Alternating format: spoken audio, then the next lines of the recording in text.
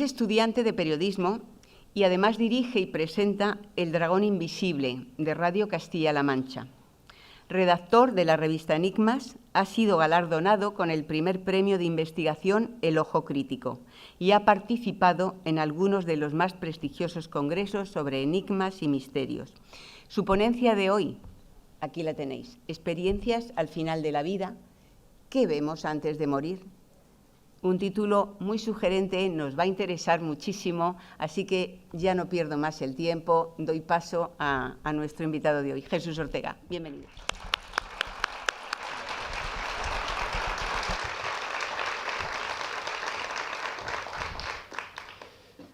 Bueno, en primer lugar me gustaría, como no, agradecer a Gloria y a la organización de la Asociación Mil Caminos el que me brinden esta enorme oportunidad, por una razón muy sencilla.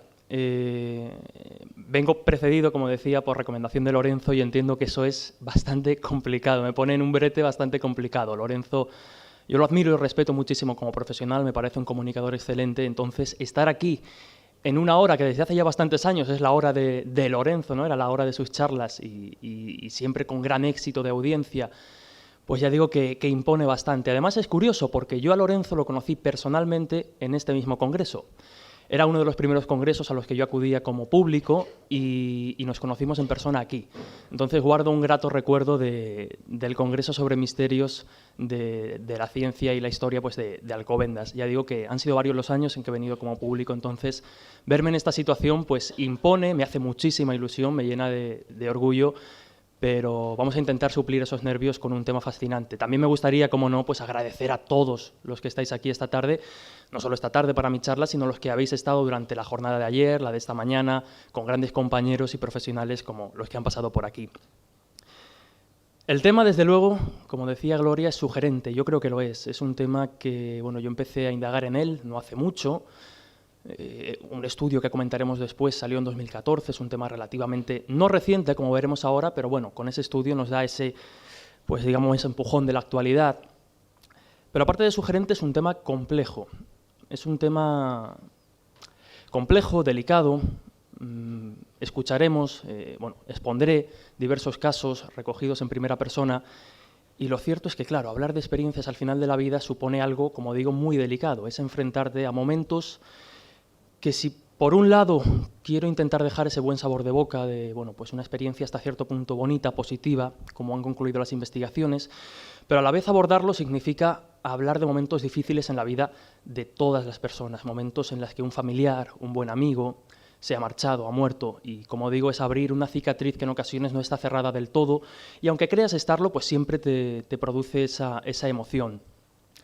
La muerte yo recuerdo muchas veces una introducción que hacía Fernando Jiménez del Oso en uno de sus maravillosos programas de televisión, y él decía que las únicas certezas absolutas que tenemos en esta vida es que un día nacemos y que otro morimos. Podríamos describir la vida de manera muy básica, de manera incluso un poco bruta, como aquello que acontece entre el momento de nuestro nacimiento y el momento en el que partimos. Quién sabe si aún más allá, lo veremos a continuación. Pero como digo, el fenómeno de la muerte, sin duda, es un fenómeno que se encuentra rodeado de mitos por toda la historia, por todas las culturas, como digo, a lo largo de todas las épocas. Y ese momento de incertidumbre, yo creo que más allá del cómo moriremos, del dónde, del cuándo, lo que realmente produce, si no angustia, al menos incertidumbre, es el después. Pero a veces olvidamos también el tránsito, ¿no?, entre esos últimos minutos, esas últimas horas de vida, y es un poco lo que vamos a intentar abordar en los próximos minutos, esas experiencias al final de la vida, qué vemos o qué dicen que se ve al final pues en los últimos minutos de nuestra vida.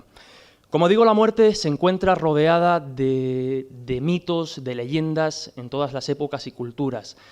Esa incertidumbre que provoca, pues también, esa obsesión humana de intentar controlarlo todo, de intentar tenerlo todo bajo control, de intentar conocer todo, nos ha llevado a elaborar pues diferentes mitos sobre los presagios de muerte. ¿Qué es esto de los presagios de muerte?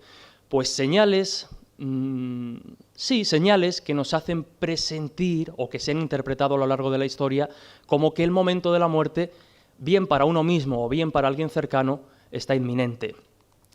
Por ejemplo, los guerreros nórdicos, cuando veían a esta dama, a la valquiria, a esta guerrera, pues en el campo de batalla ya intuían que la muerte estaba próxima, o eso cuentan las leyendas. Los animales han sido también heraldos de la muerte. El cuervo, que se encuentra, pues es un ave casi que en todas las culturas o casi en todos los sitios representa, ¿no?, ese mal augurio, la muerte, como digo, en muchos sitios. Los Habsburgo, el Imperio Austrohúngaro, cuando veía estos cuervos sobrevolar, presentían o intuían que la muerte estaba cerca. El caballo también, en diferentes culturas, ha sido interpretado como símbolo o como heraldo de la muerte, sobre todo si es de color negro, ¿no? ¿Qué tendrá el color negro, esos tonos oscuros? De hecho, ya lo veíamos en la imagen clásica de la muerte, ¿no?, siempre representada con la túnica negra. Pero también muchos más animales. El búho, de hecho, en el Imperio Romano, cuando un lobo, por ejemplo, un lobo solitario o un perro negro, como aparece aquí, entraba en las ciudades, era interpretado por los emperadores como un símbolo de que las divinidades lo habían abandonado, y eso podía significar pues una problemática social o política, un mal augurio social o político, pero evidentemente también se interpretó en determinadas ocasiones como presagio de muerte. También el búho y el lobo, como digo, en ese Imperio Romano. Juan Ignacio Cuesta, que estaba ayer aquí, bien nos podría contar la famosa leyenda del Escorial del perro negro, ¿no?, que tanto asustaba a Felipe II y que dicen que acabó ahorcado en una de las paredes del monasterio por ese miedo, ¿no?, y por ese mal augurio, por ese presagio que traía. Fijaos, porque antes ya de seguir entrando en materia me gustaría comentar un caso que recogí hace cuestión de semanas, no hace más de 3 semanas, con el compañero Miguel Pedrero. Estábamos hablando con una testigo, su nombre era, si no recuerdo mal, lo tengo por aquí apuntado, bueno, su nombre era Sonia, una chica gallega que nos estaba contando, como digo, otra historia, pero la conversación derivó y acabó hablándonos de una cosa que yo rápidamente identifiqué o la quise asociar con el tema que vamos a abordar hoy aquí, el de las experiencias al final de la vida. La experiencia, el audio no lo puedo reproducir porque nos pidió que no la grabáramos, pero la contaré por encima. Es bastante dura, porque, como digo, su abuela materna, creo recordar, allá por 1950, se levantó una noche muy angustiada, porque había tenido una pesadilla en la que ella veía un humo negro, volvemos a lo negro, ¿no?, dentro de esta simbología de la muerte, bajar por las escaleras. Ella se levantó muy angustiada, la describía como una pesadilla horrible, terrible, pero evidentemente no le dio ninguna interpretación. ¿Cuál fue su sorpresa? Desagradable sorpresa, cuando 2 días después su sobrina, de apenas 2 años, 2, 3 años, nos decía, se cayó en el fuego donde estaban cocinando las sobras para darle a los cerdos en un caldero, allí, como digo, es una zona de Galicia. La niña ardió, la envolvieron en una toalla y la niña la bajaron con la toalla echando humo por las escaleras. ¿Casualidad? Quizá. ¿Precedente por esta pesadilla terrible? Quizá, pero desde luego mucha casualidad, ¿no? Y estaba antes Josep Guijarro hablándonos de coincidencias imposibles. Como digo, una experiencia desde luego muy trágica, muy desagradable, lo es. Una niña muy pequeña que sale ardiendo y que lo identifican con esa pesadilla del humo negro. Pero si ha habido presagios de muerte, también hemos intentado controlar el posible más allá. Y sin duda uno de los libros de instrucciones, por describirlo de manera muy, muy sencilla, que ha intentado aportarnos las claves para movernos, para desenvolvernos, no a nosotros, sino a los antiguos egipcios por el más allá que ellos describían, es sin duda el libro de los muertos. El libro de los muertos, como digo, era un manual, un libro de instrucciones para enfrentar las diferentes pruebas que los que fallecían pues se encontrarían en el más allá. Pero si nos vamos a finales del siglo XV, nos encontramos con unos manuales de control, los podríamos definir como unos manuales de control que luego cambiaron, que son los ars moriendi, el arte del buen morir, como se describía o como se podría traducir. Eran unos manuales católicos que lo que hacían era, los primeros manuales, los que surgen a finales del siglo XV, lo que hacían era, digamos, era una especie de salvación, era una especie de pasaporte final al paraíso, ¿no? Contenía igual una especie de instrucciones para que el fiel, bueno, si a lo largo de su vida había cometido algún pecadillo, al final se leía este manual, lo estoy escribiendo de manera muy gráfica, ¿no? pues se leía este manual y digamos que daba las ciertas claves para intentar alcanzar el paraíso. Claro, ¿esto qué suponía? Pues que la trayectoria vital del fiel, del católico, pasaba a un segundo plano, porque al final, cuando llegaba a la muerte, pues se encontraba con este manual y, bueno, solucionaba un poco las papeletas. La Iglesia vio que esto no funcionaba y lo que hizo fue cambiarlo. Lo convirtió en un manual de vida, digamos, un manual de vida del buen católico. Es decir, qué normas hay que seguir, qué hay que hacer para alcanzar al final el paraíso. Y aquí ya nos encontramos unas representaciones bastante gráficas, porque además son muy comunes. Vemos a los santos, pero también a los demonios luchando por el alma del difunto. Como digo, y ahora avanzaremos y veremos qué es exactamente el efecto lecho de muerte y las experiencias al final de la vida, pero en el fondo esto ya describe algo parecido, ¿no? Nos encontramos precisamente pues, al mal y al bien representado por los santos. De hecho, en el cristianismo, en las experiencias al final de la vida, antes de morir, de hecho, en algunos de los relatos que describen la vida de la Virgen María, creo recordar por el siglo III, se habla de que el propio Jesús se apareció en los últimos momentos de su vida para guiarla, para acompañarla al más allá. También pasó con muchos santos, como vemos aquí. Pero bueno, es muy curioso, además son muy visuales, son muy bonitos, con esa estética medieval que tanto llama la atención. Pero aquí, por ejemplo, en este se ve muy bien, ¿no? A los santos y a los demonios. Se nos viene a la cabeza la imagen tan común del demonio y el santo en cada hombro, pues intentando guiar el alma o decantar el alma de la persona a un lado y a otro. Pues eso ya aparecía en estos Ars Moriendi. Pero digamos que lo que tiene que ver con investigaciones de apariciones, de fantasmas, podríamos decir que es a partir más o menos del siglo XVII cuando empiezan a estudiarse de manera medianamente seria el fenómeno, como digo, de estas apariciones, fantasmas. Ya en el siglo XIX, no en vano, es cuando ya surge y se empieza a extender por media Europa la doctrina espírita, ¿no? Esta doctrina que nos dice que es posible contactar con los espíritus de los seres fallecidos mediante diferentes métodos, pues es en este siglo cuando ya empiezan a distinguirse y empiezan a describirse distintos tipos de apariciones. Uno de los primeros estudios, precisamente, sobre este tipo de apariciones lo realizaron a finales de este siglo. De hecho, el libro se publica por primera vez en el año 1886. El título aparece ahí, que lo podríamos traducir como Los fantasmas de los vivos. Lo escribieron los investigadores psíquicos Garney, Myers y Podmore. Y ellos, fijaos, porque una de sus experiencias tenía como protagonista, una de las experiencias que relataban y que aparecía en el libro, tenía como protagonista al general Alfred Fitz. Él estaba en la India y de repente una mañana se despertó y se encontró con un amigo al que llevaba muchísimo tiempo sin ver. ¿Cuál fue su sorpresa, no? Qué agradable que un amigo al que llevaba tanto tiempo sin ver se presentara allí para verlo. Se saludaron, bueno, y le pidió, dice, bueno, mira, voy a preparar un té, ¿por qué no vas al porche y me esperas allí tomando un té? Muy bien. Cuando va al porche, allí no había nadie, ni nadie en la casa había visto al amigo.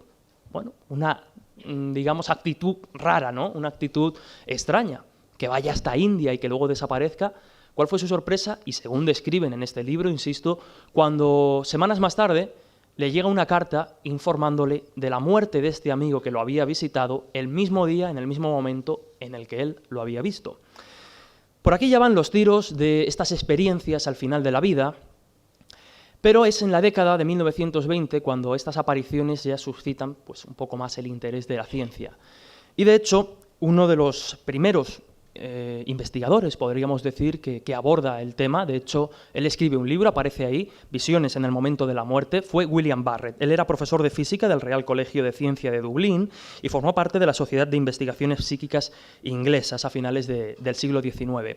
Este libro, Visiones en el momento de la muerte, hay muchísimos casos, lo podéis encontrar en internet, está traducido, se puede descargar, es cortito porque es un libro que si no recuerdo mal se quedó incompleto, se publica en 1926 que es el año en el que muere William Barrett y entonces intentaron, bueno, como pudieron arreglarlo y sacarlo.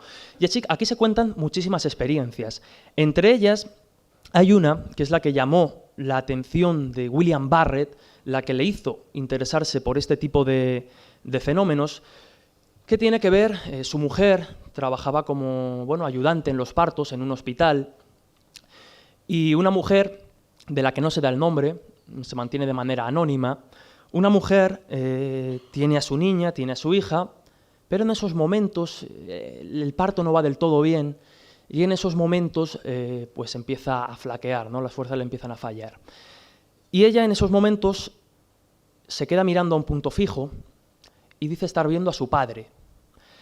Fíjate, claro, estamos hablando de un libro que aparece en 1926. Como digo, el espiritismo estaba en auge por aquella época y se hablaba, bueno, decían que quizás si para los escépticos no era una aparición, quizá podría haber transmisión telepática. Es decir, entre la enfermera o la doctora que la estaban atendiendo podría haber transmisión telepática de esta información o de este suceso y generar esa visión. Pero ninguna, ni la enfermera, en este caso, ni la ayudante, que era la mujer de William Barrett, ni la doctora que estaba atendiendo el parto sabían o conocían que el padre de esta mujer estaba muerto. Bueno, curioso, ¿no? Pero relatan, el caso así lo relata Barrett, así lo recoge, que también empieza a ver a su hermana. Efectivamente, su hermana había fallecido unos días antes, si no recuerdo mal, pero sus familiares, su marido y su madre en este caso, de la mujer que estaba ya muriendo, no le habían dicho nada porque dado su delicado estado de salud, dado que, bueno, pues estaba con la niña y demás, no habían querido informarlo por si esto afectaba de alguna manera a la evolución. Entonces, claro, son las experiencias que Barrett describe, dedica varios capítulos, coincidencias en el momento de la muerte, en fin, y uno de ellos está dedicado precisamente a experiencias en las que estas personas que no han muerto, pero que están en ese límite, que están ya a punto de dar el paso a la última frontera, se encuentran con seres conocidos. Da un paso más allá porque ya no son seres que estuvieran fallecidos en conocimiento de la persona que los ve, sino seres de los que no tenían constancia que habían muerto. En este libro, como digo, que podéis encontrar, se relatan muchos más casos de esta índole, pero también nos encontramos con que en los años 60 los doctores Carly Sosis y el doctor Erlendun Haraldsson pues realizan, como digo, una investigación. En los 60 ya la plasman, bueno, aparece por aquí, en este libro, que además a mí me parece, lo digo sinceramente, un título súper llamativo, Lo que vieron a la hora de la muerte. Dice el subtítulo, Resultados de la investigación sobre más de 1000 casos de supervivencia tras la muerte. Ambos eran psicólogos y, como digo, analizan muchísimos casos de estas características con un cuestionario, con una serie de, bueno, digamos, ejemplos, ¿no? Toman diferentes muestras, diferentes test hechos desde el método científico, y a las conclusiones a las que más o menos llegan es que las personas fallecidas son la visión más común de este tipo de experiencias. Son de corta duración, estas son las conclusiones de su estudio, menos de 5 minutos, y la intención que parecen mostrar estas entidades que se aparecen en los últimos momentos de nuestra vida es la de llevarse al paciente, la de guiarlo, la de acompañarlo y hacer de guía pues, hacia ese supuesto más allá. Quedaos con los nombres porque luego en las conclusiones veremos algunas cosas que influyen y que son resultados muy interesantes de este estudio, porque ellos mandaron diferentes cuestionarios a enfermeros y doctores, sobre todo de India y Estados Unidos, y las conclusiones lo que arrojaron es una comparación bastante curiosa y vemos un sesgo cultural importante. Pero vamos a empezar a describir más o menos o a intentar dar una serie de características de cómo podríamos clasificar estas experiencias al final de la vida. Lo más importante es que, a diferencia de las ECM, es decir, las experiencias cercanas a la muerte, es que estas experiencias al final de la vida se producen cuando el paciente aún está vivo. Valga la redundancia, ¿no? En las experiencias cercanas a la muerte se producen en un estado de muerte clínica. Sin embargo, estas experiencias al final de la vida son cuando el paciente aún está, digamos, en muchos de los casos que han recogido las investigaciones, como después veremos, aún está en pleno uso, más o menos, de sus facultades mentales, con la conciencia clara. De hecho, cuando se producen este tipo de experiencias, cuentan que si el paciente estaba un poco pachucho, por decirlo de alguna manera, estaba un poco con horas bajas, sin embargo, cuando relata estas experiencias parece que tiene un momento de lucidez. Ya nos estaremos preguntando si pueden ser alucinaciones, lo veremos después, pero ya digo que la diferencia básica con las experiencias cercanas a la muerte es sobre todo esa. Mientras las ECM se producen en un estado de muerte clínica, esto se produce cuando el paciente aún está consciente. Se pueden dar meses, semanas, días e incluso horas antes de la muerte. Suelen estar protagonizadas por familiares o amigos ya fallecidos. En una de las investigaciones recientes, en la que citaba al principio, la que se publica en 2014, hay diferentes, digamos, escenas representadas. Se habla también de mascotas fallecidas, de seres espirituales, de escenas pues, por ejemplo, estar en un paisaje, estar en un parque. Es decir, no tienen por qué estar relacionada directamente con un ser vivo. Y, sobre todo, y en base a lo que parecen indicar, sirven, o parece que sirven, como aviso de que la muerte está próxima, como comentábamos al principio, como ese presagio, como ese heraldo de que, bueno, nos quedan pocos minutos de vida. Nosotros a continuación veremos casos en los que no es la propia persona que muere la que las protagoniza, sino a veces también personas próximas a esa persona fallecida. Y como digo, vamos a entrar ya en esta última investigación que se denominó efecto lecho de muerte, que sale en 2014, publicada en la revista americana de cuidados paliativos en Estados Unidos, en América. Estos cuidados pues, que sirven como alivio, ¿no? Que son cuidados de alivio brindados al paciente pues, que tiene una enfermedad grave o mortal, pues, para mejorar esos últimos momentos de su vida. El objetivo era, sobre todo, ver el contenido y comparar el contenido de diferentes sueños y visiones. Me vais a permitir que os lea las características del estudio para dar los datos de forma adecuada, porque lo que hacen es, se entrevista a 66 pacientes, de los que finalmente, una muestra de 66 pacientes, de la que finalmente se seleccionan a 59. El requisito era que todos fueran mayores de 18 años, excluyendo del estudio a todo aquel que estuviera diagnosticado de algún trastorno psicótico. Aquí, como veis, pues ya vamos intentando descartar posibles explicaciones a estas visiones. Todos los pacientes de esta muestra del estudio de la Revista Americana de Medicina Paliativa, todos los encuestados relataron al menos haber tenido un sueño o visión. Es importante, a veces no es una visión estando consciente, sino que se produce durante el sueño, llegando casi al 50% los que tuvieron esta experiencia durante el sueño. El estudio lo llevó a cabo, o lo dirigió Christopher Kerr, que es investigador al frente del estudio en este caso, y desarrolla su labor en la unidad de cuidados paliativos del Hospice Buffalo. Llama la atención que, bueno, la sensación, ¿no?, de realismo y, sobre todo, lo iremos viendo a continuación, esa profunda sensación, bueno, digamos, de significado emocional, ¿no? El cuestionario que ellos hicieron era un cuestionario semiestructurado con preguntas abiertas y cerradas del tipo: ¿esta experiencia la ha tenido durante el sueño o durante la vigilia? ¿Ha tenido en las últimas 24 horas, en la última semana? En fin, con preguntas cerradas, pero luego también daban pues, esa opción pues, a comentar sobre todo las experiencias que habían tenido. Y es curioso porque otra de las conclusiones a las que llegan es que aumenta la frecuencia de las visiones cuanto más próximos estaban de fallecer en este caso los pacientes. Como digo, es bastante curioso porque, bueno, ¿pueden ser alucinaciones? Pues aquí los investigadores hablan de que hay unas diferencias que luego veremos más en profundidad, y es que podríamos identificar la alucinación como algo que produce angustia, como que produce, no angustia, pero sí confusión en el paciente. No sabe muy bien qué es lo que está viendo, sin embargo, parece ser que estas experiencias las identifican bastante claro, no se sienten extrañados ni se sienten confusos al verlas. Identificaron 6 categorías que en este caso el psiquiatra José Miguel Gaona resume muy bien en su libro El Límite. Unas de ellas podría ser, por ejemplo, las presencias reconfortantes, y aquí pues aparece a menudo un ser querido, pues un amigo, un familiar, algo que produce consuelo. Preparación para irse de viaje, es curioso, en estos sueños o visiones pues se encuentran a estos mismos familiares, pero se los encuentran pues a lo mejor con una maleta, en un avión. Son algunas de las experiencias que aparecen recogidas. Es curioso porque también aparecen, como digo, en el estudio, que podéis encontrar también por internet, aparecen experiencias con animales, alguien que por ejemplo, ve a su caballo o a su mascota, también con seres religiosos, aunque son las menos. Mirar o interactuar con los muertos, con los fallecidos. Aquí ya sí que hay una interacción, bien sea en el sueño o en la visión, con el ser que aparece. Los seres queridos esperan, pues igual, se los encuentran en una actitud de espera.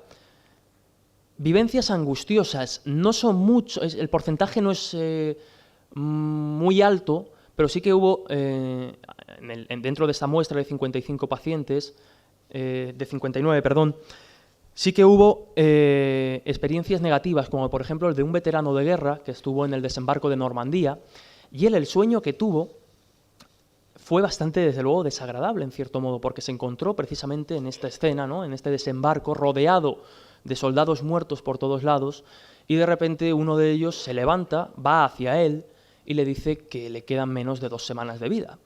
Él relata este caso a los investigadores y efectivamente a las 2 semanas fallece. Por eso digo que dentro de que hay vivencias angustiosas, a la conclusión a la que sí llegaron es que sirven, digamos, como para equilibrar o hacer un repaso de la vida, y aunque la experiencia sea negativa, en el fondo, aunque sea desagradable, como la que hemos descrito, sirve un poco como para reconciliar con nuestros propios recuerdos, con nuestro propio pasado y, bueno, hacer ese tránsito final un poco más sencillo. Y también asuntos pendientes. Esto es muy común, ¿verdad? En algunos casos de apariciones de fantasmas y demás nos encontramos con que, bueno, vienen a decirnos que algo se ha quedado sin resolver, que algo se ha quedado sin hacer. Por ejemplo, muchas experiencias de este tipo se producían con madres que, bueno, pues dejaban a su hijo, ¿no?, en los últimos momentos de su vida.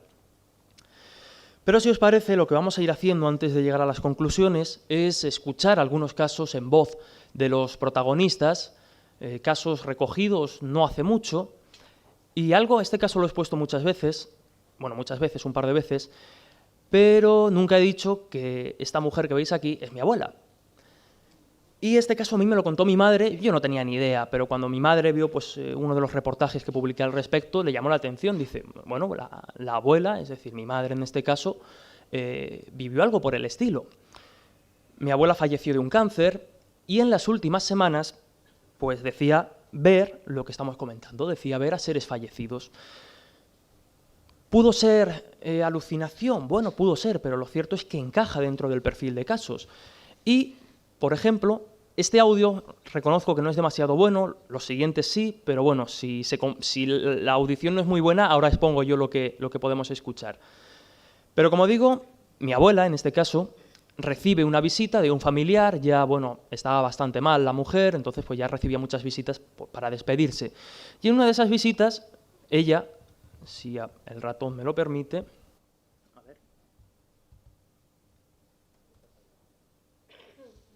Ahora. Mira, una vez vino un hombre a visitarla, que ya se ha muerto el hombre, por cierto, y ya el hombre pasó a verla. Y claro, de momento pues lo conoció al hombre y entonces dice, ¡ay, mi primo Leopoldo! Y ya, cuando ya el hombre ya se iba, dice, Leopoldo, ven. Y ya el hombre pasó otra vez, claro. Y dice, mira, ¿ves a mi madre? Dice, mira, que viene mi madre a verme. Bueno, ella decía que en este caso su madre coincide pues unas semanas antes de fallecer, ¿no? Hemos dicho que estas experiencias al final de la vida o el efecto lecho de muerte, este tipo de experiencias se producen en los meses, semanas, días y horas incluso previas a la muerte. Pues justamente unas horas antes de morir tuvo al parecer la visita de estos seres. Digo que ella decía, ay, mira ahí mi madre, mira ahí dónde está mi madre, o mira dónde está el abuelo. Y yo le decía, anda, pero ¿cómo van a venir a verte? Y decía que sí, que mira, que están ahí, que han venido a verme. Y yo, claro, yo decía, pues, claro, yo qué sé, tampoco, yo no le daba importancia porque podía ser que, claro, cuando estás así muriéndote, puede pasar, claro que sí. Yo es una cosa que creo que puede pasar. De hecho, a veces dicen que sí, que cuando te estás muriendo, que ves a tus seres queridos, que los ves, pero de verlos sí que decía, mira, que está ahí papá, o que está ahí la abuela, o está ahí mi madre. Bueno, esto es lo que comentaba, y insisto, esto horas antes de morir mi abuela, pues decía estar viendo a su padre en este caso. ¿Os acordáis de Sonia Pereiro, la chica que nos comentaba la experiencia de su abuela materna con el humo negro que bajaba por las escaleras?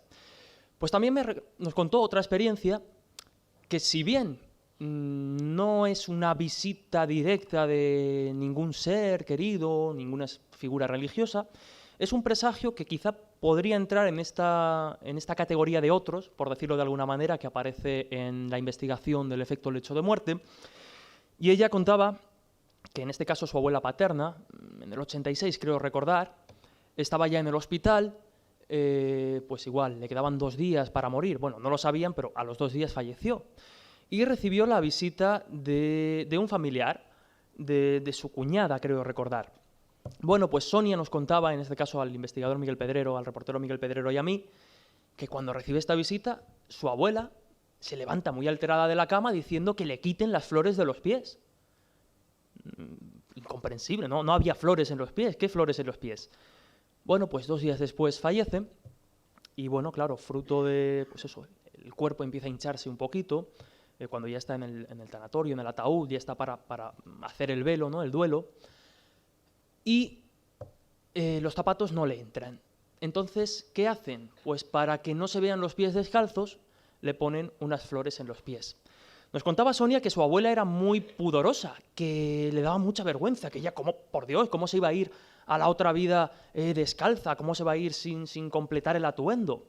Como digo, es una experiencia desde luego curiosa, no estamos diciendo nada, pero bueno, llama la atención, ¿no?, que previamente se levante muy alterada diciendo que le quiten esas flores de los pies y días después, pues precisamente tengan que recurrir a unas flores para que no se vean los pies descalzos en el ataúd.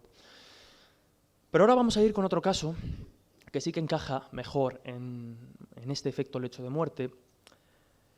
Me lo contaba una testigo de la que no podemos revelar el nombre, vamos a llamarla, por ejemplo, ¿no?, por llamarla de algún modo Asunción, y nos contó que tanto su padre como su hermano protagonizaron casos de experiencias al final de la vida.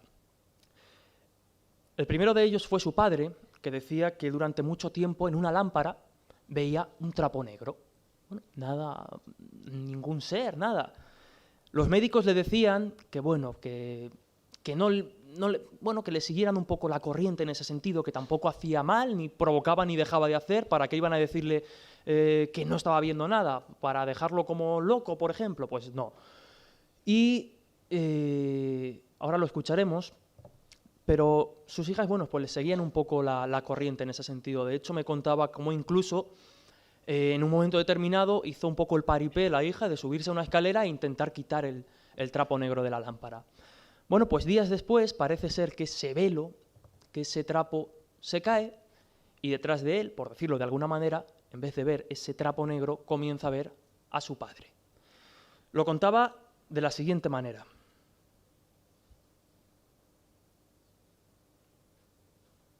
Y me decía, pero no lo ves, y yo decía, papá, si es que yo no lo conocí, es que yo a mi abuelo no lo conocí. Y yo decía, si es que yo no lo conocí, y decía, pero si lo tienes que ver, aunque no lo conocieses, lo tienes que ver. Y yo, claro, yo decía, me cuesta trabajo decirle que sí, porque parece que es que lo das por loco, pero me cuesta trabajo decirle que no, porque es que parece que le quitas esa ilusión que tiene él. Efectivamente. Entonces yo decía, bueno, yo veo algo. Pero no... Yo veo algo, no sé definir lo que es. Y él se quedaba tranquilo. Y estuvo viéndolo hasta que ya cayó en coma, 2 días antes de morirse, ya cayó en coma. Y ya él, no. Más o menos, ¿cuánto tiempo antes de entrar en coma? ¿Cuánto tiempo hacía, desde cuánto tiempo decía que veía ese trapo negro? Él estuvo por lo menos 15 días por ahí. Más o menos. Más o menos 15 días. Y estuvo 5 o 6 días que veía el trapo. Luego ya los demás de los días estuvo otros 7 u 8 días que ya era a su padre. Claro, cuando ya digamos...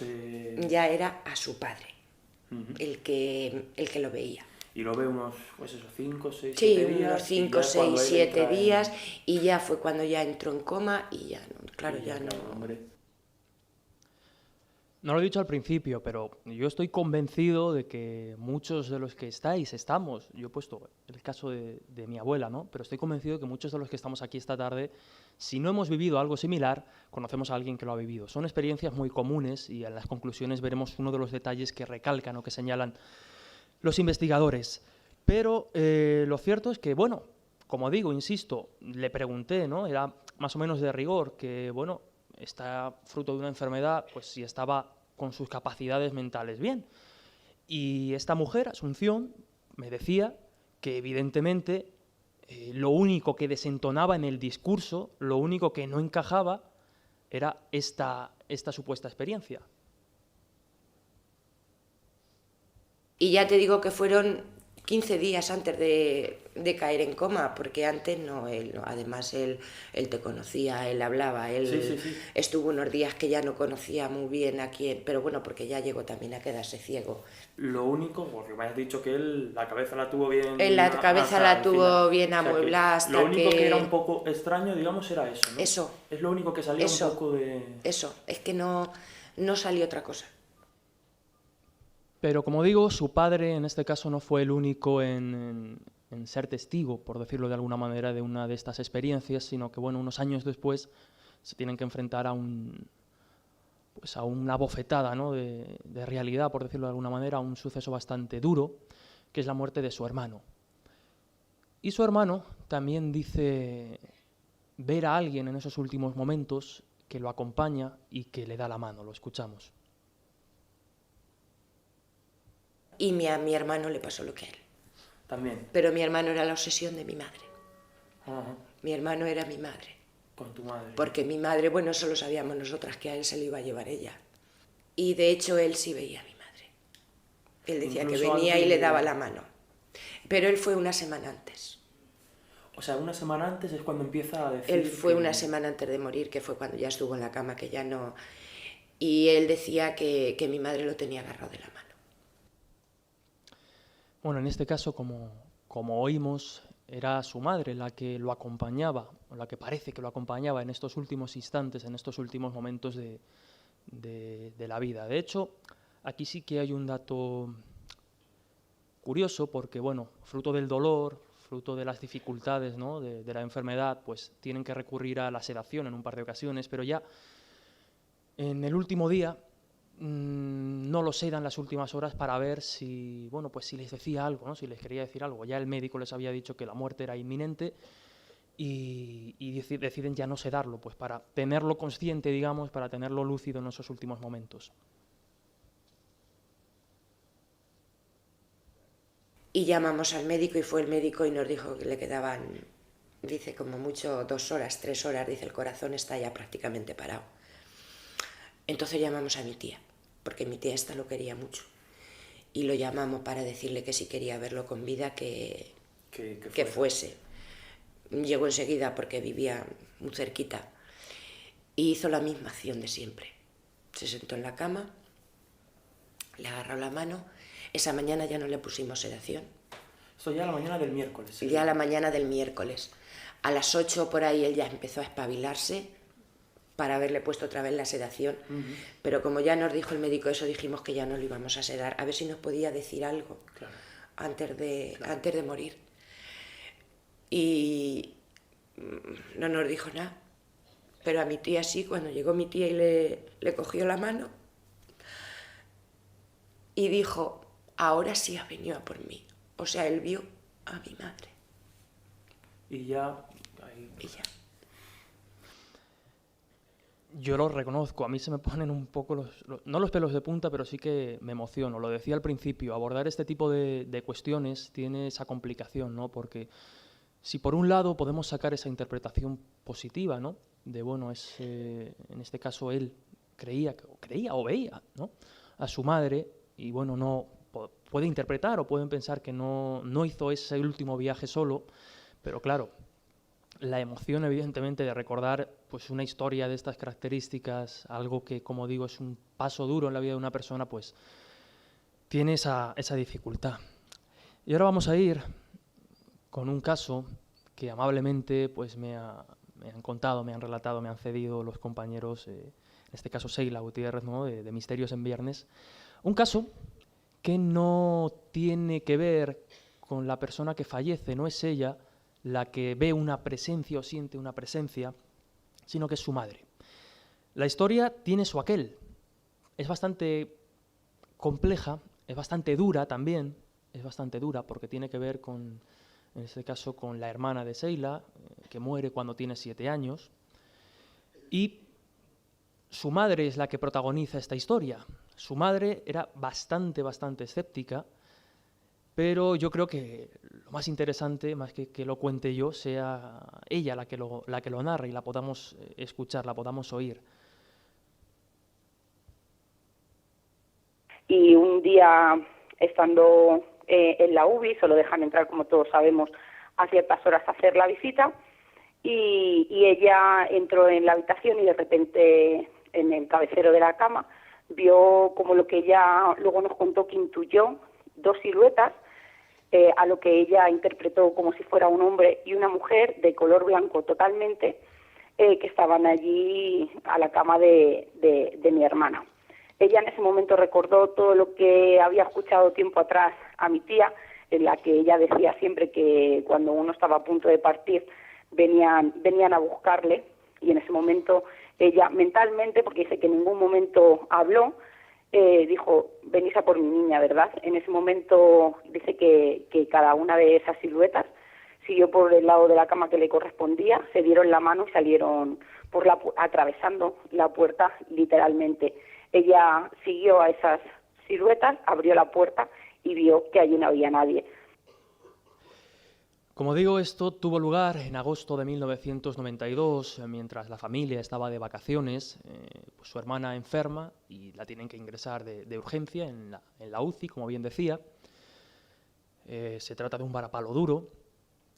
Y bueno, pues en uno de esos momentos duros, pues como bien decía, como bien escuchábamos, su madre entra en la habitación, ella ya estaba en coma, y a pesar de, Seila hacía referencia a su tía, que era una mujer pues que decía tener cierta sensibilidad, que decía ver, que creía en este tipo de cuestiones, pero su madre no se creía nada. Sin embargo, cuando entra ella sola, se encontraba sola en la habitación, en la UCI, su padre se había quedado fuera hablando con el médico, pues se encuentra con esas figuras. Y mentalmente, digamos, sin comunicación verbal, por decirlo de alguna manera, más que preguntar, afirma, ¿no? Ella mismo, en cierto modo, afirma, ¿no? Interpreta que han ido a por su hija. Esas siluetas salen atraviesan la puerta, se trataba de una habitación acristalada, pero bueno, de repente ella abre la puerta para ir a buscarlas y ya no están, ya no las encontraba. Bueno, podría quedar ahí la cosa.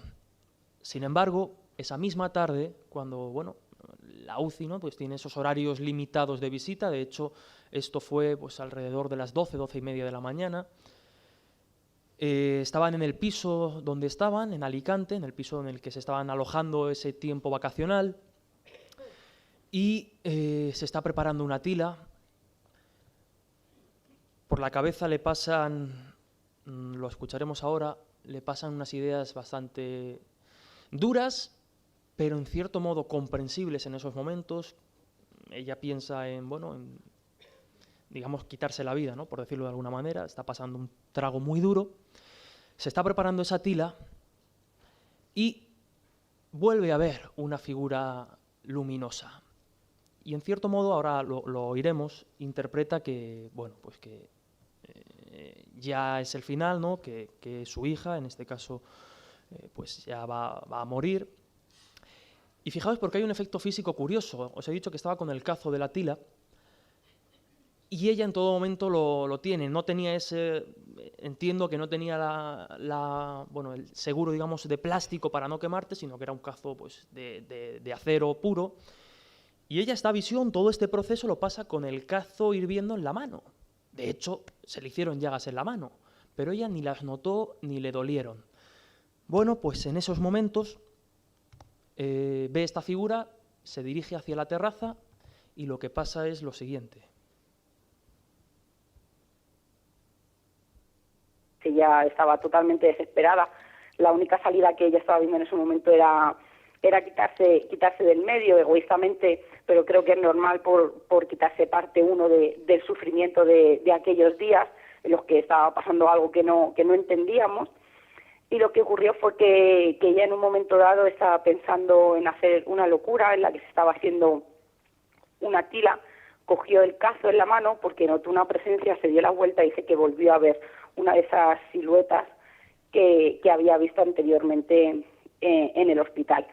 Acto seguido, ella estaba pensando en cosas no hubiera bebido en aquel momento, pero dice que su primera intención fue salir a la terraza, y a la que puso un pie para tirarse por la ventana, que estábamos en un cuarto o en un quinto, no recuerdo exactamente, dice que ella notó algo que la tiraba para atrás. Pero lo curioso de toda esta historia es que ella no se acordó de nada de lo que le había ocurrido hasta que, después de fallecer mi hermana, unas semanas después, fue cuando le vino toda esta historia a la cabeza y recordó detalle a detalle todo lo que había pasado, ya os digo, unas semanas antes, y que no había tenido conocimiento hasta el día de que ya pasó todo y comenzamos el duelo. Ahí fue cuando a ella le vino toda esta historia. Es curioso, ¿verdad?, que no recuerde nada hasta unas semanas después. La situación, desde luego, es dura, es difícil. Y bueno, esa sensación de algo que la agarra y la echa para atrás como para evitar que haga eso. Hemos venido comentando, lo veremos más adelante, que bueno, la mayoría de estas experiencias se interpretan como algo positivo, como una sensación de paz. Entonces yo le quise preguntar a Seila precisamente qué interpretación hacía su madre de esta experiencia, ¿no? Es muy difícil dentro de una situación tan complicada, tan difícil, tan dura, pues interpretar esto de algún modo positivo. Pero bueno, lo que Seila nos contaba era lo siguiente.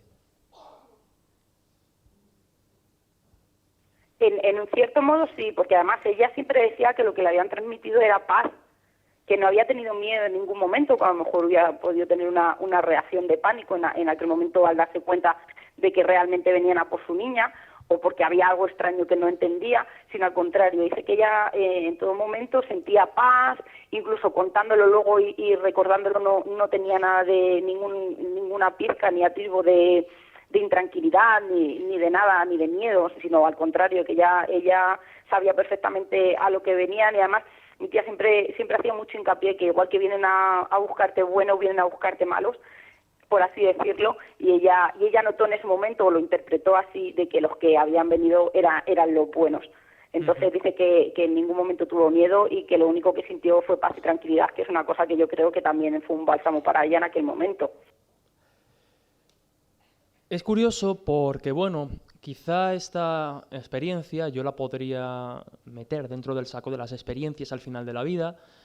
No sé si dentro de las investigaciones que hemos comentado de la revista de cuidados paliativos, porque la experiencia no la vive la persona fallecida, sino una persona cercana, tan cercana como su madre. Yo le pregunté a Seila por qué interpretación, qué hipótesis, podríamos decirlo así, ¿no?, extraía ella.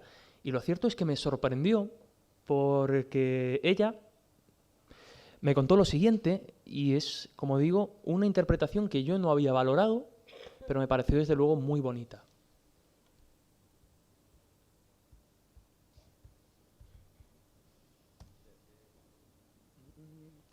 A ver si el ratón...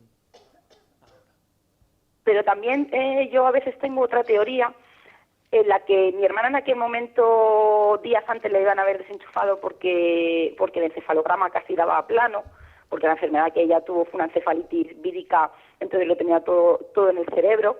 Y justo cuando le hicieron el encefalograma, por ser una niña, dio un pico, y la dejaron. Pero yo a veces he pensado que incluso en ese momento mi hermana ya no estaba allí, ¿no?, el alma o la energía, como lo queramos llamar, y sí que fue ella en ese momento quien estaba preparando a mi madre, diciendo: estate tranquila, que estoy acompañada, porque fuera la otra silueta, que no va a pasar nada. Incluso arriba, que fue la que en casa por la tarde, la que a ella la impidió el hacer la locura que iba a cometer en aquel momento. Tengo las dos teorías de que sea alguien que te prepara para el duelo que vas a iniciar, que te vienen a acompañar, o que incluso podía ser su energía o su alma la que en aquel momento la estaba preparando a ella, e incluso ya, como repito, la paró de hacer aquello. Ya digo que a mí la interpretación, esa posibilidad, me parece desde luego curiosa, ¿no?, bonita. El hecho de que esas siluetas que ella ve en un primer momento y la que luego, en cierto modo, la salvó o evitó que cometiera lo que quería hacer, fuera su propia hija, que bueno, ya no estaba, sino que bueno, pues estaba en alma, por decirlo de alguna manera. Es curioso porque evidentemente después de un trago, por decirlo de alguna manera, después de un suceso como este, pues fue en varias ocasiones al psicólogo, y la psicóloga, cuando la madre de Sheila le contó esta experiencia, lo que le dijo sencillamente es que, bueno, que hay cosas que no entendemos, que ella se quedara con esa experiencia como algo positivo y que en cierto modo pues sirviera, nunca mejor dicho, de paliativo. El siguiente y último caso me lo contó, me lo comunica, me lo expone Miguel Ángel Linares, también compañero del programa Misterios en Viernes, y tiene que ver con su abuela. Su abuela solo les contó esta experiencia a su madre y a él. Tuvo lugar pues a eso más o menos del 10 de marzo aproximadamente de 1996, y en este caso, como digo, es su abuela, la abuela de Miguel Ángel, la que en mitad de la noche, bueno, por determinadas cuestiones, se levanta de la cama. En cierto modo, bueno, pues ya digo, solía hacerlo de esta manera, va al salón, y en el salón se encuentra algo que desde luego no era común, no le había pasado anteriormente. Disculpad, el audio no está bien editado, pero la experiencia la cuento yo, ¿no? Como digo, su abuela y su abuelo, bueno, por determinadas circunstancias, dormían en camas separadas, bueno, ya digo, por los motivos que tuvieran. Era más cómodo para ellos y lo hacían así, ¿no? Pues en un momento determinado, unas semanas antes de fallecer, se despierta, pues ya digo, en mitad de la noche, y va al salón. Y ve en el sillón, en el sofá, una figura a contraluz, una figura con rasgos, pero que ella no puede identificar precisamente. Es curioso porque Miguel Ángel hacía mucho hincapié en que estaban, si no recuerdo mal, en un 8º piso. O sea, es muy difícil que alguien se cuele en un 8º piso para estar sentado en un sofá. Ella ve esto y, como digo, no es capaz de identificar qué es eso que está viendo. Sin embargo, en un momento determinado, esa figura habla y le dice: Benita, te vienes con nosotros, no te asustes. Curioso, ¿no? No te asustes en una situación así. Y evidentemente ella se asusta y se va y se mete en la cama de su marido. Es decir, dormían en camas separadas, pero de esa impresión. Entonces su marido, pues en este caso el abuelo de Miguel Ángel, se despierta alarmado. Bueno, no, he tenido una pesadilla y bueno, estoy un poco asustada. Ella reconoció en esa voz que le habló, a su suegra. Bueno, un familiar más, tenía una relación normal con ella y es, como digo, pues eso. Miguel Ángel y su madre, en este caso, que son a los únicos a los que su abuela le cuenta la experiencia, le plantean la posibilidad de que sea un sueño, pero ella tenía muy claro que no fue un sueño. Y aunque lo hubiera sido, entraría dentro de la catalogación. Como hemos visto, en la investigación hay sueños y visiones. Pues efectivamente, semanas después muere. Me comentaba Miguel Ángel también que ya en los últimos momentos, en los últimos días, sí que estaba muy medicada, sí que estaba bajo los efectos de mucha medicación, y también refiere que está rodeada de mucha gente, pero evidentemente no le dan la misma validez por estar bajo los efectos de la medicación. Desde luego, es para mí un ejemplo paradigmático de lo que estamos hablando, de ese efecto lecho de muerte, de esos casos. Pero resumiendo, por hacer un resumen, estas experiencias al final de la vida, el efecto lecho de muerte, estaríamos hablando de visiones o sueños con seres fallecidos meses, semanas, días e incluso horas antes de la muerte. Según la mayoría de casos, las sensaciones de paz y de tranquilidad ayudan a ese trance, ayudan a ese último paso, ayudan a aceptar la muerte. La sensación realista y el marcado significado emocional. Y ahora vamos a intentar ver si existe una posible explicación. Alucinaciones. Pues fijaos, hablábamos de William Barrett, físico de la Sociedad Psíquica Inglesa, de la Sociedad de Investigaciones Psíquicas Inglesa, que publica visiones en el momento de la muerte, y él decía en este libro: sabido es que existen muchos casos notables en los que una persona moribunda, poco antes de abandonar la tierra, cree ver y reconocer a algún pariente o amigo difunto. Sin embargo, hay que tener presente que las alucinaciones de los moribundos son muy frecuentes. Él podía hablar de alucinaciones, sin embargo, concluía que estas experiencias no eran una simple elucubración del cerebro, ya que el paciente suele estar consciente y en uso de sus facultades. Yo no puedo afirmar eso de los casos que hemos expuesto. Quiero decir, tienen mi voto de confianza, pero en el caso, por ejemplo, de la investigación del efecto del hecho de muerte está hecha bajo unas condiciones científicas. Como decíamos, se aseguraron de que no hubiera problemas psicóticos, se aseguraron de la medicación que estaban tomando. No obstante, un libro que recomiendo, de Peter y Elizabeth Fenwick, El arte de morir, donde se aborda perfectamente este fenómeno, ellos decían que carece de sentido afirmar que las visiones en el momento de la muerte son solo alucinaciones. La alucinación se define como una experiencia sensorial que no se basa en la percepción física y que no es compartida por los demás. Así pues, por definición, la mayoría de estas visiones son de hecho alucinaciones, pero decían que hay otro aspecto desconcertante de estas visiones en el momento de la muerte. A cualquier persona, y es curioso, le cuesta entender por qué en esos últimos momentos en la que la mayoría de personas, hay casos en todas las familias, ¿no? Pero la mayoría de personas se encuentra rodeada pues, de sus seres queridos vivos, físicos. ¿Por qué en esos últimos minutos, por qué en esos últimos instantes nos acordamos de seres fallecidos? Por ejemplo, en el caso de la abuela de Miguel Ángel, su suegra, hubiera sido más normal que se acordara de su hija o de sus hijos o de sus nietos, ¿no? Continuaban, decían que, como digo, tratándose los testigos de pacientes terminales, los medicamentos con los que son tratados podrían explicar estas visiones. Pero los enfermeros, los médicos consultados por Peter, Elizabeth Fenwick, por los doctores Carly Sosis y Erlendur Haraldsson, por los encargados del estudio del efecto lecho de muerte, se aseguraron, ¿no? Y decían, sobre todo, insistían en que si las alucinaciones o las visiones fueran provocadas por medicamentos, insistían en que, producirían desconcierto, producirían confusión, pero no esa sensación de lucidez o esa sensación de paz. Ya digo que ellos insisten en que, es como si entendieran los pacientes lo que les está sucediendo. Sin embargo, la experiencia al final de la vida es una experiencia más espiritual que alucinatoria, afirman los investigadores. No es cosa mía, sino lo que dicen los que han investigado el tema en profundidad. Creencias, autoconfirmación. Aquí, por ejemplo, sí que nos dan determinada clave. Como digo, nos acordamos, recuperamos a los investigadores a la hora de la muerte, a los doctores Carly Sosis y Erlendur Haraldsson, porque, como decía, ellos hicieron diferentes test en India, creo recordar, y en Estados Unidos. Pero para no errar, diremos en Oriente y en Occidente. Y llegaron a la conclusión de que mientras en Occidente la mayoría, el gran porcentaje de casos tenía que ver con seres, con familiares fallecidos, amigos, en India, por ejemplo, en Oriente, sobre todo eran seres espirituales. Por lo tanto, vemos que hay un sesgo cultural en estas experiencias. Estamos viendo cómo influye la cultura, la educación, el contexto cultural en el que nos hemos criado a la hora de tener este tipo de visiones. Por lo tanto, vemos una marcada culturalidad.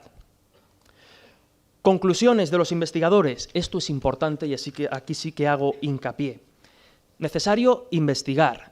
Estas conclusiones se extraen sobre todo del estudio de la Revista Americana de Cuidados Paliativos, del que hablábamos, efecto lecho de muerte, e incidían, ellos no daban por cerrado el tema, pero incidían en que es necesario investigar. ¿Por qué? Porque estas experiencias, lejos de si hay o no hay un más allá, lo que está claro es que son beneficiosas para los pacientes, porque en cierto modo les reconcilian, les hacen afrontar ese momento de una manera más sencilla, más fácil. Importante, y en un congreso de estas características de misterio me parece fundamental decir esto, no ridiculizar este tipo de fenómenos, es contraproducente. ¿Por qué? ¿Qué generamos cuando ridiculizamos a las personas que cuentan estas experiencias? Que no las cuenten. ¿Qué produce eso? Que no tengamos elementos a la hora de elaborar una investigación. Si los ridiculizamos, ya digo, no descubriremos qué mecanismos se activan en la mente a la hora de este paso final.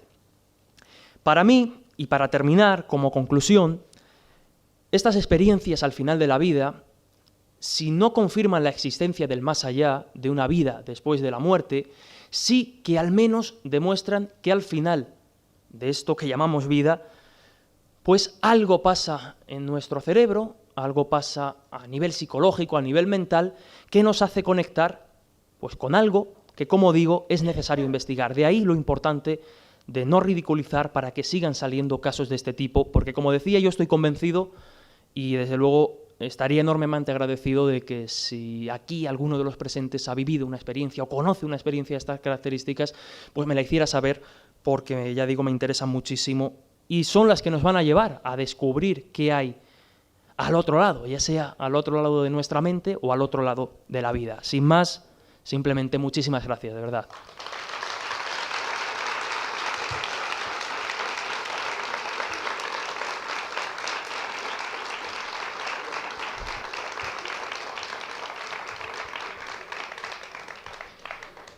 Bueno, creo que hay...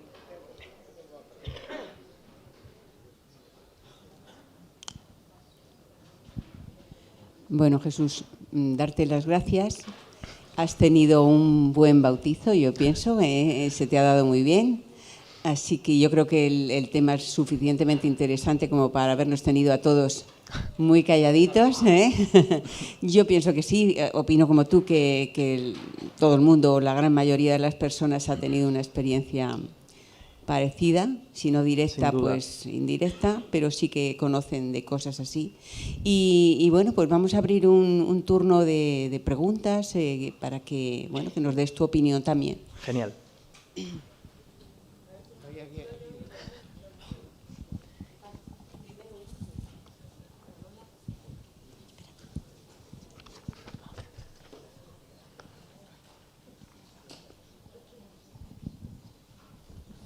Hola, buenas tardes. Buenas tardes. Me parece un tema interesantísimo el que has expuesto y yo quería contar un caso muy reciente, tan reciente como que tengo todavía a mi padre en el hospital. Esto ha sido el mes pasado. Él estaba gravísimo, los médicos nos decían que en cualquier momento se podía ir, que no veían que mejorase. Y bueno, hemos tenido ciertas experiencias que te las voy a contar, a ti y a todos los demás. Él ha estado medicado, pero la medicación que tenía era a base de antibiótico, no era nada, sí, nada que le tuviera sedado ni nada de esto. Entonces, el caso anterior es que mi madre ya falleció hace 4 años, pasó una larga enfermedad y ella todo su empeño era estar todo el día con la mano en la cara, tapándose los ojos y los ojos cerrados. Entonces, en un momento dado, el mes pasado, cuando mi padre estaba tan mal, se puso a hablar y decía, él miraba a un sitio fijo y decía, que era la frase que siempre él le decía a mi madre: quítate la mano de la cara, abre los ojos, ¿por qué tienes los ojos cerrados? Tuvo otros episodios de quedarse mirando al techo como extasiado y decirme a mí, ¿por qué hay aquí tanta gente cuando estábamos él y yo solos en la habitación? ¿Qué hace aquí tanta gente? Bueno, milagrosamente se puede decir, ha salido de esa gravedad, aunque sigue estando en el hospital, y bueno, su cabeza rige también no mejor que la mía. Él no le hemos hecho ningún comentario, ni él ha comentado nada, pero lo cierto es que tenemos la sensación de que mi madre estaba allí para acompañarle en el último viaje y por lo que sea no se le ha llevado, pero él hablaba con ella. Pues yo te agradezco precisamente que te abras de esa manera y sobre todo pues que tu padre mejore y que todo vaya mejor y que la cosa vaya bien. Pero muchísimas gracias. Hola, buenas tardes. Buenas tardes. El caso que yo he vivido personalmente no ha sido la persona que estaba muriéndose, sino que lo he visto yo. Yo me quedo con una íntima amiga que se estaba muriendo, estaba con otras 2 personas, un hermano de ella y otra íntima amiga. Ellas se van a bajar, se van a comer y yo me quedo. Dice, ¿te importa quedarte sola con ella? Digo, a mí nada, nada. Y al rato de estar ahí, pero o sea, no una silueta, ni una cosa blanca, ni una túnica, nada, nada. Perfectamente, o sea, al lado de la cama, su padre en la cabeza, que yo le conocía, su madre no la conocí, y su madre de espaldas, pero no con túnica blanca, no una cosa así, ¿quién puede ser? Y la madre de espaldas con un niño en brazos. Ella tenía una cara de dolor tremenda, con una enfermedad durísima, pero esa cara es como que se relaja. Ella no dice nada, pero la cara le cambia. Yo me quedo tan tranquila porque para mí la muerte es como de aquí para allá y punto, o sea, nada más. Me quedo tan tranquila y más que nada como diciendo, qué gozada, vete ya, deja de sufrir, que mira con quién estás, vete ya. Yo es que le decía así, vete, vete. Suben de comer, sube una, y yo le digo lo que me ha pasado. Digo, mira lo que me ha pasado. Digo, pero es que clarísimo, o sea, no me pueden decir, ya estás diciendo no sé cuánto, pero ¿cómo va a ser? Digo, me da igual, yo lo digo lo que he visto. Claro. Cuando estoy llegando a casa en el coche, me suena el móvil. Y me dice, no te lo vas a creer. Digo, ¿qué ha pasado? Que ha venido, ha subido la otra persona y según ha entrado por la puerta, ella que estaba, parecía sedada, se incorpora un poco y le dice, no te puedes imaginar quién está aquí. Y ella dice, pues sí, están tal, y una se acaba de ir. Dice, no, están papá y mamá. Claro. Entonces digo, pero ¿por qué te voy a decir una cosa? O sea, es que podía haber visto, yo qué sé, pero qué casualidad que esta persona cuando entra un hermano se da cuenta quién entra, porque cuando entró la otra persona no dijo nada. Ella cuenta cuando entra su hermano. Uh-huh. Y en ese momento me llaman a mí por teléfono, me llama ella porque el hermano no sabía lo que a mí me había pasado. O sea, que esta experiencia ya no es solamente para el que se está muriendo. Es que yo lo he visto, pero clarísimamente, y a mí no pueden decir una silueta blanca, pero que no te da ninguna cosa, o sea, es que te da una tranquilidad, que te quita una importancia a la muerte, como diciendo, pero si es que allí vamos todos. O sea, que es que no tiene nada, y sobre todo dices que deja ya de sufrir, vete ya. Digo, mira lo que tienes aquí, vete ya. Pero claro, a mí lo que me llama la atención es luego que me llamaran para decirme lo que yo acababa de ver. Claro. Pero que fue muy poco tiempo, no fue ni un minuto. No, o sea, no estuvo ahí una hora y estuve viendo y como... No, fue un flash como de un minuto, Uh-huh. medio minuto, no fue más. No Sí, fue experiencias cortas, tal y como Claro, describían tengo los amigas que investigadores. trabajan en paliativos, que son enfermeras de gente que está en paliativos, que dices que la gente, porque no hablamos, dice, pero no muere nadie solo. Es que la gente se cree, es que no muere nadie, es que es impresionante lo que pasa aquí. No hay nadie solo, nadie. Eso es lo que puedo contar, que he Pues visto. desde luego es desde luego, ya digo, impresionante, ¿no? Así que bueno, Ni por mi parte... bebo, ni nada. O sea, ni lesatines, ni tranquimacines, tan pancho. O sea,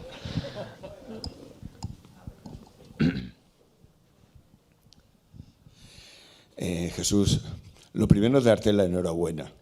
Muchísimas Me ha gracias. encantado cómo lo has presentado, de verdad.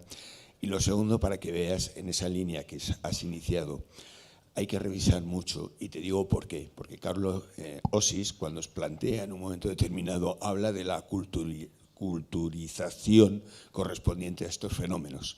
En los trabajos posteriores, él habla de que había sido un mal registro, porque se encuentra una circunstancia, y es el hecho de que en la India, donde recoge todas estas historias, que el factor es más aparición de entidades espirituales, las relaciones familiares apenas existen.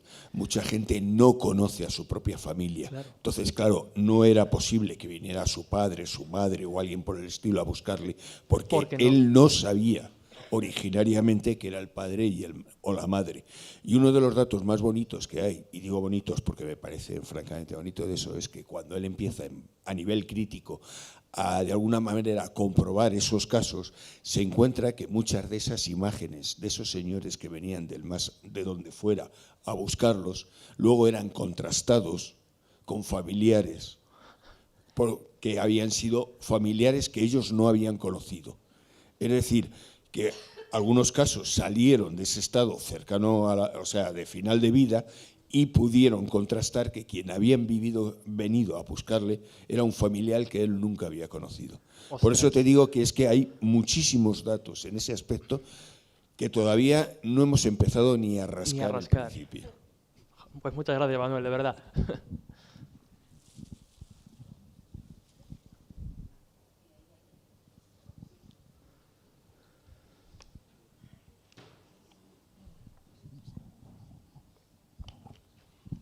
Buenas tardes, Buenas muchas tardes. gracias. Mi nombre es María Jesús. Esto que has contado debería saberlo todo el mundo, porque es la realidad auténtica. Nadie está solo. Y lo más hermoso es que al escuchar estas experiencias, Las personas pierden el miedo a la muerte. Es lo importante, es lo que hay que conseguir, claro. Exactamente. Todos nos vamos a morir, mañana, dentro de un año, no sé, cuándo sea, es igual. Pero quitan el miedo a la muerte. Porque el saber que nuestros seres queridos que están en el otro lado vienen a buscarnos, nos dan fuerza, nos da energía y nos da calma. Por eso esta misma conferencia o parecidas debería escucharlas todo el mundo, precisamente para quitar el miedo. Así que muchas gracias, me ha parecido fantástica y espero que la puedas contar muchas veces más. Muchísimas gracias, de verdad.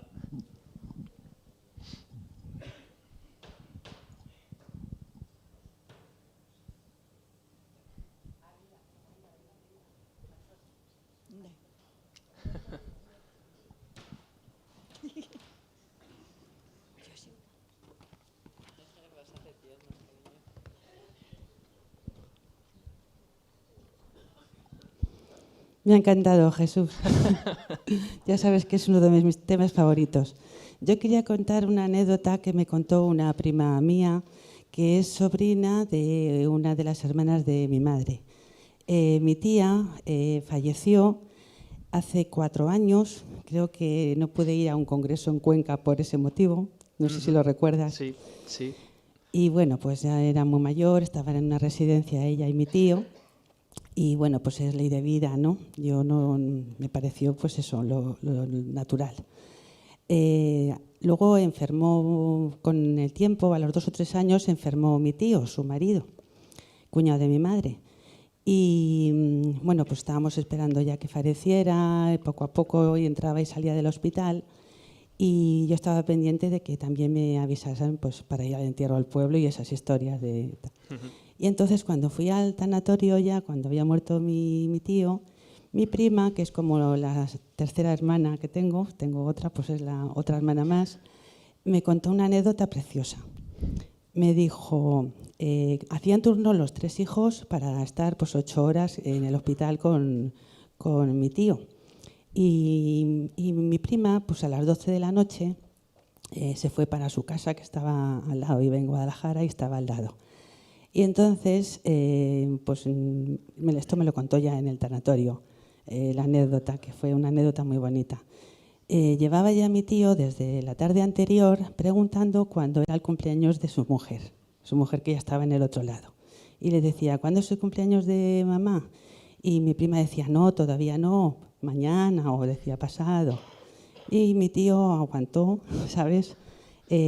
Cuando mi prima se bajó del hospital a las 12 de la noche, no llegó casi a su casa cuando le llamó su hermano, que acababa de fallecer mi tío, el 9 de enero, que era el cumpleaños de mi tía. Así que se fue con ella al día de su cumpleaños.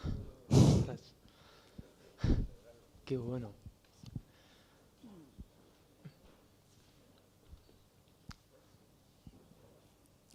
¿Alguien más? Ya que estoy aquí arriba, aprovechar.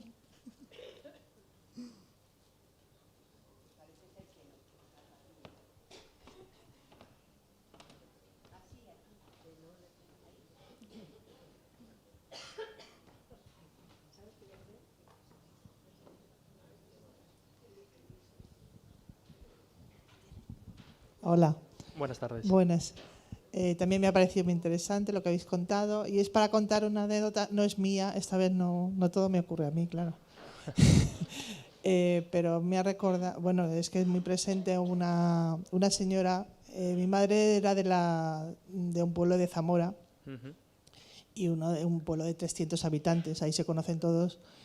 Y bueno, había una chica que había estado muy mala, la hermana tuvieron un accidente de tráfico y la hermana era ATS y la cuidó muchísimo, 3 meses en la UBI, y nosotros sabíamos esa anécdota, pero no sabíamos más.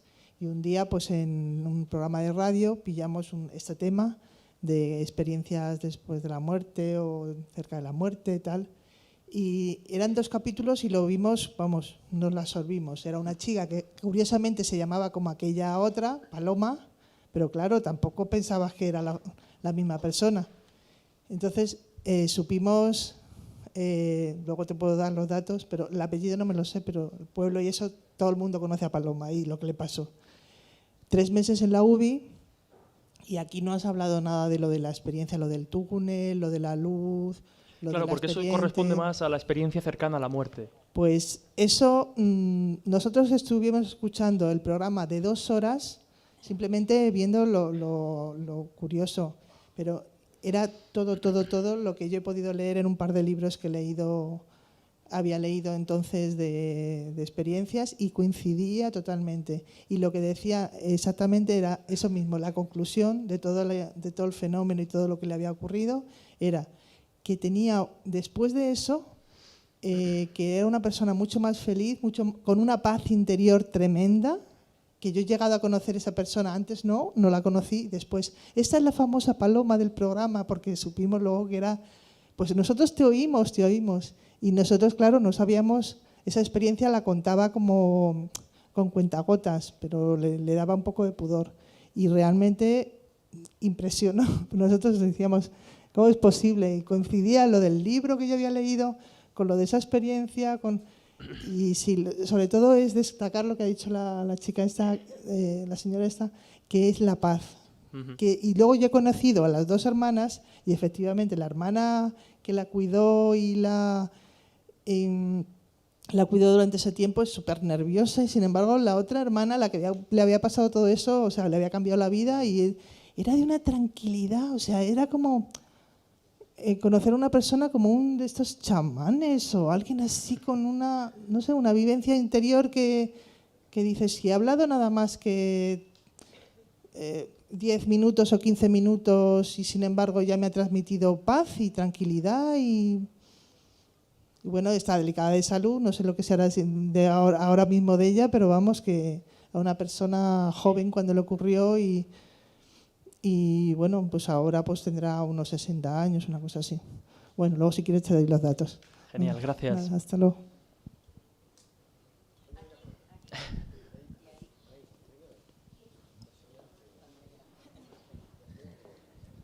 Hola, soy Isabel, encantada, encantado. Enhorabuena. Gracias. Pues mira, quería preguntarte, porque todas las experiencias parece ser que son de enfermedades, digamos, largas, terminales.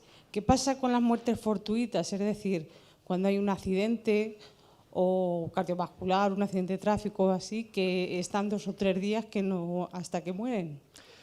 Pues fíjate, no es algo que tenga muy dominado, pero desde luego me lo apunto y si te interesa luego pues me das una dirección y me documento y te puedo enviar información. Pero sí que recuerdo un caso que yo recogí en su día, en el que el protagonista, digamos, murió precisamente de manera fortuita, de manera inesperada, un aneurisma. De repente estaba una tarde, le dio y bueno, horas después fallece. Curiosamente, la semana previa a esa muerte, como digo, inesperada, ¿no?, que es por lo que en cierto modo me preguntas, la familia relata un inesperado o un cambio de actitud, desde luego, nada común. Al parecer, el marido, en este caso, el que fallece, era un poco frío, un poco distante, ¿no? Sin embargo, esa última semana, una semana antes de la muerte, empieza a cambiar y a hacer cosas que jamás habrían imaginado que hubieran salido de él. A él no le gustaba mucho ir a la playa, pues esa semana propuso ir a la playa con la familia. A él le gustaba mucho la paella, entonces muchas semanas se juntaban a comer paella, pero él era muy directo, no tenía problema en si el plato estaba malo decirlo directamente, decir esto está asqueroso, no me gusta. Pues ese día, uno de esos días, ya digo, durante esa última semana, su hijo se juntan y es su hijo el encargado de hacer la paella. Y toda la familia coincide en que esa paella estaba asquerosa y sin embargo él no dice absolutamente nada, se la come y sin problema. Y horas antes del aneurisma, él y su mujer eran fumadores y empieza a liar cigarrillos de manera inusitada, empieza a liar uno y otro y otro y otro y su mujer le pregunta, pero bueno, ¿qué haces liando tantos cigarrillos? Y él le responde, porque los vas a necesitar. La mujer va a echarse la siesta y bueno, le dice, no te vayas a echar la siesta, bueno, ¿pero por qué no me voy a echar la siesta? Tengo sueño, estoy cansada y me apetece echarme, me voy. Bueno, pues Luego, evidentemente, a posteriori, ya digo, ella se levanta de la siesta y un par de horas después se produce el trágico suceso. Entonces, no sé si te sirve un poco como ejemplo, porque ya digo que es un tema que no te puedo dar una respuesta más clara al respecto, pero si te sirve este caso un poco como ejemplo de que, bueno, también imagino que se darán, ¿no?, casos de este tipo, como yo recogí en su día pues si te sirve un poco, pero ya digo, si ahora te interesa, puedes dar una dirección de correo, me documento, me informo e intento darte una respuesta, o bueno, una respuesta, más información al respecto. Gracias. Bueno, Jesús, más que nada es felicitarte y muchísimas gracias por la confe y por todo lo que nos has enseñado. Gracias a ti, Luis. Y explicar una cosa personal que creo que puede tener mucha relación con esto. Yo tenía, pues mi abuelo, murió hace muchos años, yo debía tener unos 10 años, y tenía una relación con él extraordinaria, un cordón entre los dos. Sí, voy a poner un ejemplo, por ejemplo, no se comportaba conmigo como un niño, es decir, un día bajé por la barandilla de la escalera y lo empujé a bajar por la barandilla y él, como yo bajé, él también bajó y se abrió la cabeza, ¿no? Es decir, con eso quiero decir, otra vez me perdí, era muy pequeño, yo tenía 3 o 4 años, ¿no?, y me perdí y él salió corriendo pidiendo socorro porque no encontraba al niño, y entonces tomároslo con cariño, ¿no? Dice, no se pierde más, y entonces él me ataba con una cuerda y se ataba la cuerda al cinto, y entonces paseábamos los dos, ¿no? O sea, quiero deciros que había un cordón realmente extraordinario. Cuando él falleció en una noche, pues falleció en casa, ¿no?, por la noche, y tanto mi madre como yo sentíamos que el abuelo estaba en casa. No lo habíamos visto, no pasaba nada, simplemente era una sensación, un sentimiento. Ya digo, yo debía tener 10, 11 años, ¿no? Entonces un día, para, no sé, estar convencido de ver qué pasaba, en la habitación estando solo, le hablé a mi abuelo y le dije, ¿estás aquí? Yo tenía el armario de mi habitación, tenía cosas como todo el mundo tiene, ¿no? Y había una caja de cartón pequeña vacía. Cuando acabé justo de hacer esa pregunta, la caja de cartón se cayó al suelo. Y entonces, bueno, yo con 10 años, bueno, no sé, pero no sé, también era un tipo un poco raro, ¿no? Y empecé a decirle, yo estoy muy bien, abuelo. O sea, de verdad, porque era mi velador siempre, había sido mi ángel de la guarda, ¿no? Y entonces, pues, oye, no, abuelo, si estás aquí, de verdad que no hace falta que te quedes, porque, bueno, la vida va a continuar y tal, ¿no?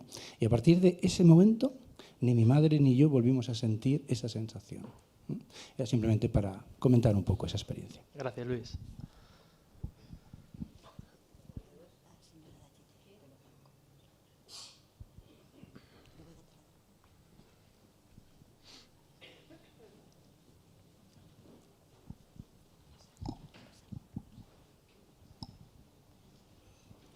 Hola, buenas tardes. Buenas tardes. Me alegro mucho conocerte. Igualmente, gracias. Mira, mi hermano hace 3 años que murió. Y resulta que un día salgo de salón y me fui al pasillo de mi hija. Antes de entrar al pasillo, mira, se me presentó, ¡pum!, pegó un portazo, un golpe muy grande en la puerta y se puso una luz azul clarita, muy bonita, y un traje color así verdecito, clarito, muy bonito. Y digo, ay madre, digo, este es mi hermano. Digo, este es mi hermano porque a mí no me se puede venir nadie así. Me han pasado muchas cosas, pero vamos. Digo, pero otra cosa no puede ser, este ha sido él. Total, ese momento yo me gané mucho miedo, pasé miedo, porque me entró una cosa, parecía que me iba a ahogar, ¿no? Y cuando llega mi hija se lo dice, oye, mamá, digo, pues me ha pasado, hija, me ha pasado. Y entonces en ese momento llamé a Cira, llamé a mi cuñada y le dije, digo, Mari Carmen, ¿qué trae? Eso fue a los 3 días de morir, de enterrarse, fue cuando se presentó él. Mari Carmen, ¿el traje que llevaba mi hermano era este color? Dice, sí. Digo, ¿a qué se me ha presentado, hija mía? Se me ha puesto a la puerta del pasillo. Carmen, pues yo no he visto todavía nada de tu hermano. Digo, pues yo he visto a mi hermano, porque yo era mucho de él, y casi siempre que iba a ir nada más que con él, y era tantísimo que yo siempre lo recuerdo a todas horas. Y a mí se presentó ese día. Ya no me ha vuelto más a presentar, porque digo, no te presentes más de esta forma, hijo. Tú vienes por las buenas, por las malas no me vengas. Sí, porque me daba miedo, me dio miedo al portazo que pegó tan grande, que si llego hasta más de corazón, de verdad que me pasa algo, te lo juro, Pasé un miedo grande, lo que yo nunca lo he pasado, porque se me han venido muchas cosas, que lo saben mis hijas, que se lo conté a ella, y nunca me ha pasado nada. Pero ese día yo pensaba morirme. Así que muchas gracias. Gracias a usted. Pero tenía que contarlo, porque lo tenía que clavar. Gracias.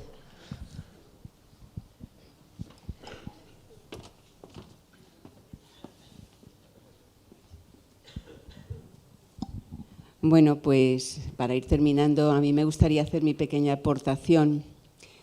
Yo he vivido muchas cosas y todas bonitas. Como estamos hablando de mensajes antes de la muerte, pues a mí me pasó algo con mi tía. Era la hermana de mi madre, la única hermana viva de mi madre.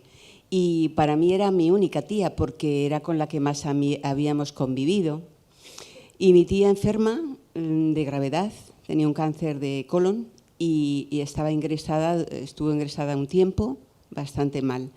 Yo ya entonces tenía mi casa, estaba casada, tenía mi niña pequeña y recuerdo que yo estaba en la cocina, estaba cocinando, preparando la comida, cuando de pronto la escucho perfectamente su voz y me dice, niña, que soy la tía, me dice, soy la tía.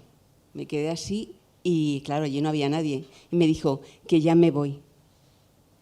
Y a la media hora me llamaron que había fallecido mi tía. Es como si se viniera a despedir. Bueno, de hecho se vino a despedir. Claro. Y me dice, soy la tía, para que supiera que era la única tía, ¿no? Claro. Y sí, ya me voy. Y se fue. Y la sensación que te queda pues es de paz. Es de paz porque sabes que ahí está la conciencia se marcha de este plano, pero la conciencia sobrevive y se va a otro lugar mejor, a vivir en otro nivel de conciencia y con otros seres que están ya en ese nivel, por lo tanto los que nos han precedido pues allí se encuentran. Y bueno, pues es un mensaje de esperanza, ¿no? Como que la vida, tal y como decía María Jesús, teníamos que saberlo todos para quitarnos ese miedo terrible, ese miedo ancestral a la muerte que existe en nosotros y que nos lleva a veces a realizar cosas un poco extrañas, ¿no? Si no tuviéramos miedos, estaríamos libres y seríamos mucho más felices y más auténticos.